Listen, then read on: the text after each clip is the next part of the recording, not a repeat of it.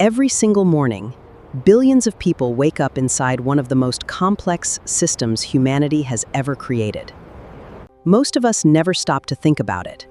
We simply buy food, ride to work, pay bills, and continue our day. But have you ever wondered why these products exist? And who decided they should be here? The answer begins with one simple idea. Everything we want depends on resources that are limited. Human wants keep growing. Our resources do not. Every choice creates another choice that cannot be made. Economists call this a trade-off.